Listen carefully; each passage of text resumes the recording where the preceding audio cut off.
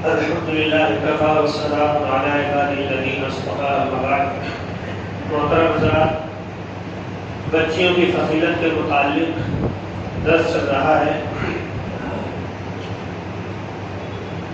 جب مہاجرین و انصار کی خواتین کو دور نبوی میں زیادہ نام نفقہ ملنے لگا، غزوات میں زیادہ مال ہاتھ آنے لگے، تو امہات المؤمنین کے بھی چاہت تھی کہ کاش ہمارے پاس بھی مال و دولت ہو جائے، تو انہوں نے اللہ کے نبی صلی اللہ علیہ وسلم سے نام و نفقہ مزید مطالبہ کیا کہ ہمیں بھی نام و نفقہ مزید دیا جائے۔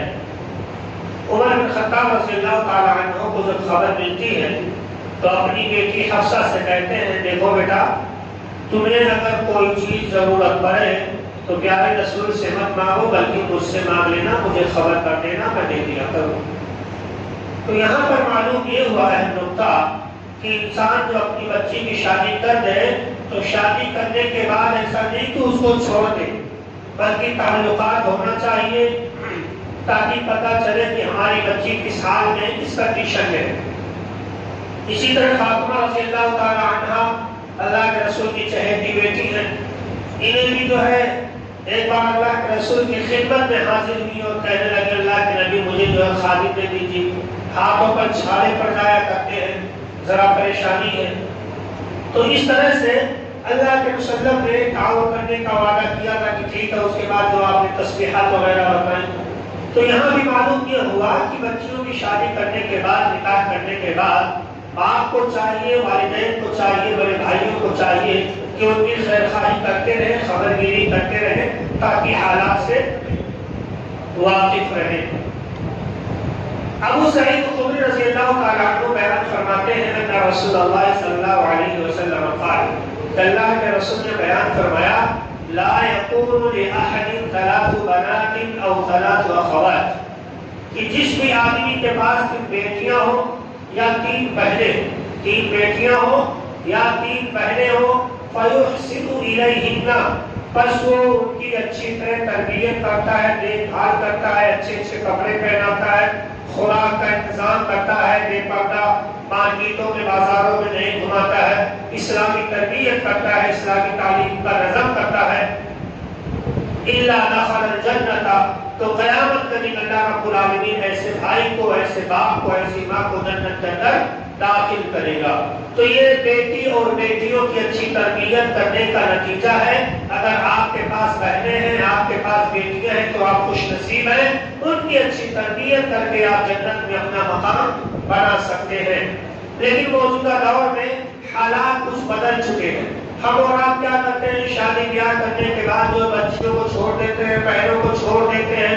بالکل نہیں، قطعی نہیں، یہ غلط بات ہے۔ جس طرح سے آپ کا بیٹا شادی کے بعد مکمل طور سے آپ کے کھانے پینے میں شریک ہوتا ہے، ساری چیزوں پر اس کا حق رہتا ہے، اسی طرح سے بچیوں کا بھی حق ہے، اسی طرح سے بہنوں کا بھی حق ہے، گرچہ ان کی آپ نے شادی کر دی ہے۔ بچے کی شادی کر دینے کے بعد جس طرح سے بچے کا حق مکمل نہیں ہوتا، اسی طرح سے بچی اور بیٹیوں کی شادی کر دینے سے، بہنوں کی شادی کر دینے سے ان کا حق بھی مکمل نہیں ہوتا ہے۔ لہٰذا ہمیں چاہیے کہ بہر صورت، چاہے شادی سے پہلے کا مسئلہ ہو یا شادی کے بعد کا مسئلہ ہو، ہمیں اپنی بہنوں کا خیال کرنا چاہیے، اپنی بچیوں کا بھی خصوصی خیال رکھنا چاہیے۔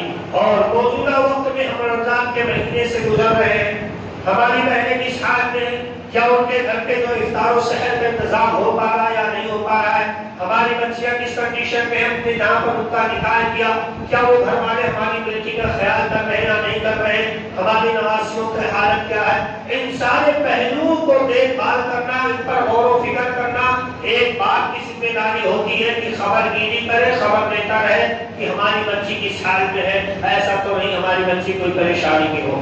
شادی کے بعد بچیوں کا خیال کرنا، شادی کے بعد بہنوں کا خیال کرنا، یہ نبیوں کی سنت ہے۔ اس کی سنت ہے، نبیوں کی سنت ہے۔